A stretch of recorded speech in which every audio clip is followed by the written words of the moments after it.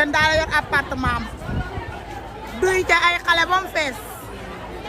police baa ngi nii fii la xewee xale bu jigéen moo sàcc ay xale yu bëri dugal leen ci appartement Mbour la xewee rond point ndaje waaw na génn.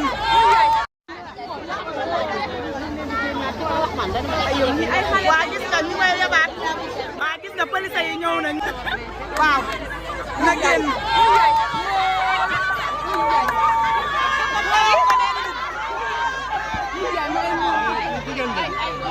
waa gis nga Mbour lay xewee de ñëwaat naa xoolal mbooloo mi xool leen mbooloo mi gis nga